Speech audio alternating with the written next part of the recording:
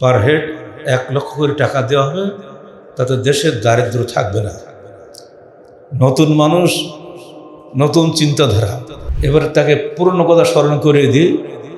আমরা সরকার থেকে বাজেট করি 100 টাকা, ঘাটে ঘাটে খেতে খেতে জনগণ পায় 10 টাকা। যাদের মাধ্যমে আপনি দিবেন সে লোকগুলো কারা?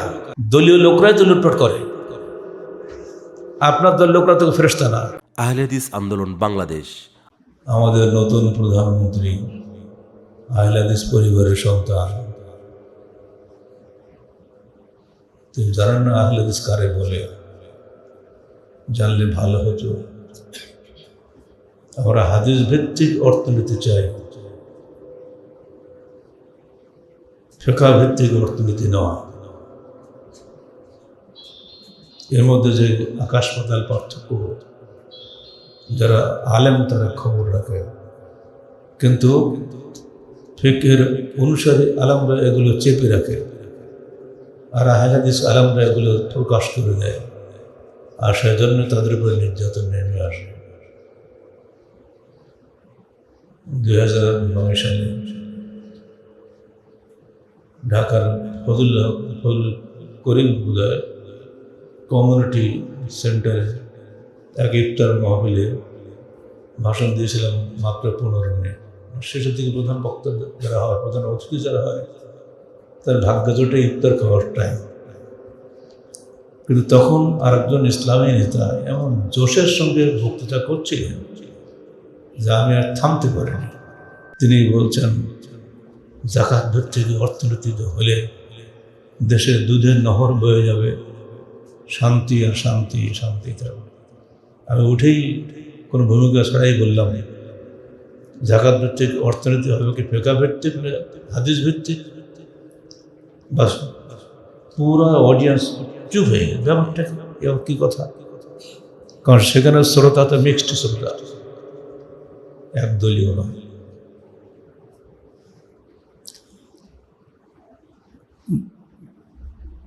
সেদিন হঠাৎ করে এক্সটেম্পোর ভাষণে যেগুলো বলেছিলাম আমার আজও মনে ধাক্কা দেয়, যে আপনারা দয়া করে ইসলামী দলগুলো, ইসলাম বোঝেন না, কোরআন হাদিসে বোঝেন না, ইসলামী দল, ইসলামের নাম দিয়ে গেলে ভোট নেই আপনাদের উদ্দেশ্য। আগে ইসলাম বুঝেন, ইসলাম বুঝতে গেলে হাদিস কোরআন পড়তে হবে, ফিকহ পড়লে চলবে না। ওর মধ্যে হাদিসের বিধানকে বিকৃত করা হয়েছে। আর আপনারা যত আলেম ওলামা দেশে আছেন প্রায় সবই ফিকহের অনুসারী। পীর মাশায়েখদের মুখপাত্র যে পত্রিকা বাংলাদেশে আছে, যেটা আমরা পড়ি, আজকেও পড়লাম, পীর মাশায়েখ মানে তারা ইসলামের মূল ধারা। তারেক জিয়ার সঙ্গে বৈঠকে বসে আসুন্নাহ ফাউন্ডেশনের আহমদুল্লাহ, কিন্তু ওই পত্রিকার সম্পাদককে দাওয়াত দেওয়া হয়নি। তিনি ক্ষেপে আগুন হয়ে গেছেন। তিনি বলছেন ইসলামের মূল ধারার আলমদেরকে বাদ দিয়ে সালাফি লামুজাবিদের সঙ্গে, মুওয়াদ্দিদদের সঙ্গে প্রধানমন্ত্রীর বৈঠক করেছেন।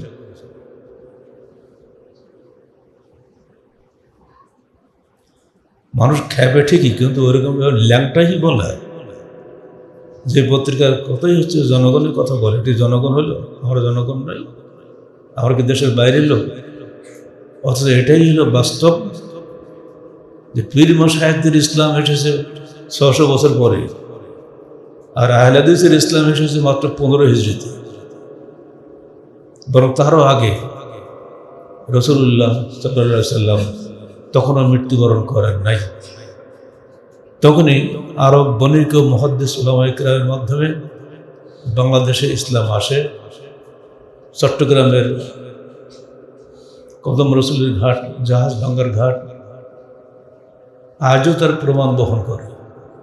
আল্লাহ পাক তোমাদের উপরে সাদকা ফরজ করেছেন, তু খাজামিন আগনিয়াইহিম, যা নেওয়া হবে ধনীদের কাছ থেকে, অতরাদ্দু আলা ফুকারাহিম, ওটাই ফেরত যাবে দরিদ্রের মধ্যে মতকনালি। ধনীদের কাছ থেকে নিতে হবে, গরিবদের মধ্যে বিতরণ করতে হবে। কথা খুব সহজ কথা না। আমাদের প্রধানমন্ত্রী বলতেছেন যে আমরা জাকাত বোর্ড করেছি, জাকাত ব্যাপক হারে আদায় হবে, সেখান থেকে 5 কোটি লোককে জাকাতের অর্থ দেওয়া হবে, পার হেড 1 লক্ষ করে টাকা দেওয়া হবে, তাতে দেশের দারিদ্র থাকবে না। নতুন মানুষ, নতুন চিন্তাধারা।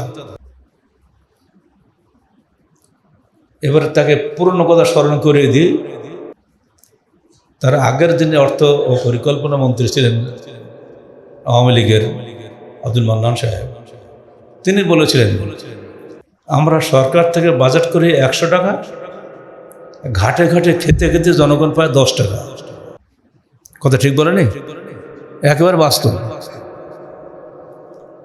নতুন প্রধানমন্ত্রীকে আমরা স্মরণ করে দিতে চাই, বাবা শোনো, তুমি দেও তো মাত্র 1 লাখ টাকা। ওই ঘাট পারে যখন আসবে গরিবের কাছে 10,000 টাকাও থাকবে না, লিখে দিতে হবে পূর্ণ 1 লক্ষ টাকা বুঝিয়া পাইলাম, লিখতে হবে না? দ্বিতীয় কথা হলো, যাদের মাধ্যমে আপনি দিবেন সে লোকগুলো কারা? আগের সরকারও কম চেষ্টা করেনি, কিন্তু দলীয় লোকরাই তো লুটপাট করে। আপনার দল লোকরা তো ফেরেশতা না, তারা লুটপাট করবে। কয়টা লুট ঠিক করবেন? কিছুই করার ক্ষমতা আপনার নাই। প্রধানমন্ত্রী মানে খালি উপদেশদাতা, কাজ কিছু করতে পারে। এই দলীয় শাসন কশ্চিন কাল নিরপেক্ষ শাসন করতে পারে না। এটা অবশ্যই ক্ষতিকর জনগণের জন্য। যদিও সৎ আকাঙ্ক্ষা প্রেসিডেন্টেরও আছে, সৎ প্রধানমন্ত্রীরও আছে বলে আমরা বিশ্বাস করি। শুধু আকাঙ্ক্ষাতে যথেষ্ট নয়, কাজ করতে হবে।